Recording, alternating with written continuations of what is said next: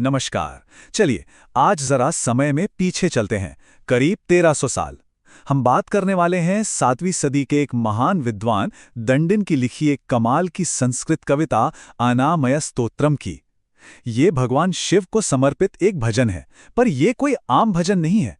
ये असल में एक ऐसे देवता के मन में उतरने की कोशिश है जो विरोधाभासों से भरे हुए हैं। तो शुरुआत कहाँ से करें?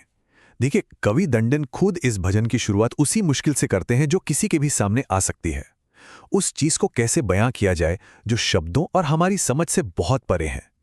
यही वो सवाल है जो इस पूरी कविता की नींव रखता है। और देखिए, यहीं पर यह कविता कितनी कमाल की हो जाती है।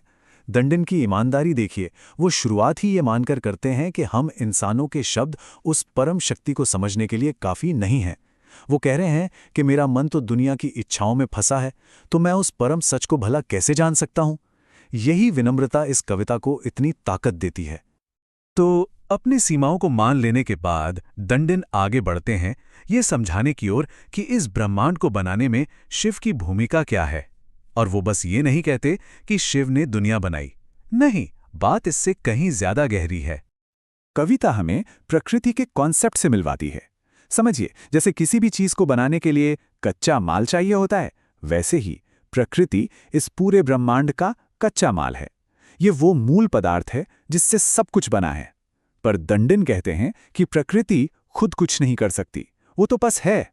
उसे चलाने के लिए, उसे आकार देने के लिए एक चेतन शक्ति, एक चेतना की जरूरत है।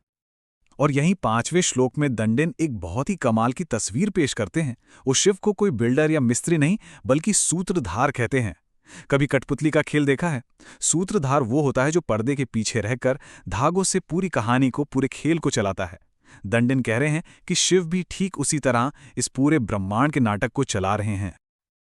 और ये जो पूरा ब्रह्मांड का खेल है ना, ये 3 गुणों के जरिए चलता है, जैसा 7वें श्लोक में बताया गया है। पहला है रजस, यानी जुनून, जिससे नई चीजें बनती हैं, सृजन होता है। दूसरा है सत्व, यानी पवित्रता, जो संतुलन बनाए रखती है, चीजों को संभालती है। और तीसरा है तमस, यानी अंधकार, जो अंत की ओर ले जाता है, विघटन करता है। और ये पूरा का पूरा चक्र, ये बनाना, संभालना और खत्म करना, सब शिव के इसी लौकिक खेल का हिस्सा है। तो ब्रह्मांड का ये खाका तो समझ आ गया, पर अब हम आते हैं इस कविता के दिल पर, असली मुद्दे पर, और वो है शिव का गहरा विरोधाभासी स्वभाव। यही वो चीज है जो इस भजन को इतना खास बनाती है। तो जरा पहला बड़ा विरोधाभास देखिए। एक तरफ हैं शिव, एक परम तपस्वी।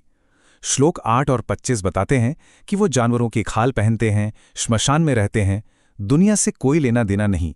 लेकिन उसी वक्त वो एक प्यारे पति भी हैं, एक गृहस्थ हैं जो देवी पार्वती को प्यार से देखते हैं और एक पारिवारिक जीवन जीते हैं। अब सवाल ये है कि ये दो एकदम अलग पहचानें एक ही ईश्वर में एक साथ कैसे हो सकती हैं? और ये कन्फ्यूजन यहीं खत्म नहीं होता, ये और भी गहरा होता जाता है। श्लोक 9 और 11 में उन्हें एक ऐसे संघारक के रूप में दिखाया गया है जिनके गुस्से से दुनिया तबाह हो सकती है, देवता तक कांप जाते हैं।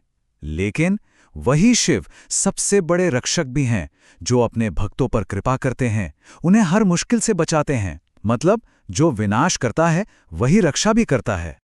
और आखिरकार दंडन खुद इस पूरी उलझन को एक सवाल में समेट देते हैं। ये श्लोक इस कविता का सार है। वो सीधे सीधे पूछते हैं, आप एक ही साथ योगी भी हैं और गृहस्थ भी, शांत भी हैं और क्रूर भी, भिखारी भी और ब्रह्मांड के मालिक भी। हे शिव, ऐसे विरोधाभासी स्वभाव वाले आपको कोई सच में कैसे जान सकता है? अच्छा, दंडन सिर्फ ये कहकर नहीं छोड़ देते कि शिव विरोधाभासी हैं, वो कहानियों से इसे साबित भी करते हैं, ये दिखाने के लिए कि ये दोनों पहलू असल में एक साथ काम कैसे करते हैं। इसका सबसे बेहतरीन उदाहरण मिलता है रावण की कहानी में, श्लोक 16 और 17 में। ये एक छोटी सी कहानी है, लेकिन ये शिव के गुस्से और उनकी कृपा दोनों को एक साथ दिखा देती है। कहानी की शुरुआत होती है रावण के अहंकार से।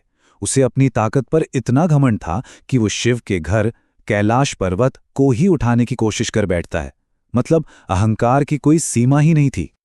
तो शिव क्या करते हैं? कोई बड़ी लड़ाई नहीं, कोई ड्रामा बिल्कुल नहीं। वो बस अपने पैर के एक अंगूठे से पहाड़ को हल्का सा दबा देते हैं, बस एक अंगूठे से। और इतना शक्तिशाली रावण उसी पहाड़ के नीचे दबकर रह जाता है। ये उनकी वो शक्ति है जिसके लिए कोई मेहनत नहीं करनी पड़ती। और यहीं कहानी का सबसे जरूरी हिस्सा आता है। पहाड़ के नीचे फंसने के बाद रावण का सारा घमंड चूर चूर हो जाता है और वो चिल्लाने या मदद मांगने के बजाय शिव की तारीफ में भजन गाने लगता है। और जैसे ही उसका घमंड भक्ति में बदलता है, शिव का क्रोध कृपा में बदल जाता है। वो सिर्फ रावण को आजाद ही नहीं करते बल्कि उसे वरदान भी देते हैं। मतलब क्रोध और कृपा एक ही सिक्के के दो पहलू हैं। तो इस कहानी से हमें क्या पता चलता है, और अगर ईश्वर इतने विरोधाभासी हैं तो उन तक पहुंचने का रास्ता क्या है? कविता का आखिरी हिस्सा इसी सवाल का जवाब देता है। जरा इस श्लोक की ताकत देखिए। ये कहता है कि आपको बड़े बड़े यज्ञ या मुश्किल पूजा पाठ करने की जरूरत नहीं है। अगर कोई सच्ची श्रद्धा से उनके आसन की तरफ बस कुछ फूर भी बिखेर दे तो वो जन्म मरण के चक्र से आजाद हो जाता है। ये है सरल और सच्ची भक्ति की ताकत। तो आखिर में दंडिन का संदेश एकदम साफ है। श्लोक 27 और 33 में वो यही समझाते हैं कि भक्ति ही वो चाबी है जो इस दिव्य रहस्य का ताला खोलती है। ये मुश्किल रिचुअल से, तीर्थयात्राओं से या बहुत ज़्यादा ज्ञान हासिल करने से भी ज़्यादा शक्तिशाली है।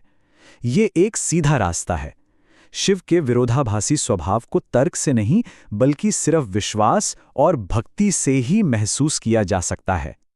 तो आखिर में ये कविता हमें बहुत गहरे सवाल के साथ छोड़ जाती है। अगर ईश्वर का स्वभाव ही एक पहेली है, एक विरोधाभास है जो हमारे तर्क से परे है, तो क्या उसे दिमाग से समझने की कोशिश करना बेकार है? क्या दंडिन की तरह हमें भी ये मान लेना चाहिए कि इस पहेली को सुलझाने का रास्ता तर्क नहीं बल्कि सिर्फ सच्चा और सरल विश्वास है? ये एक ऐसा सवाल है जिस पर यह 1300 साल पुरानी कविता हमें आज भी सोचने पर मजबूर कर देती है।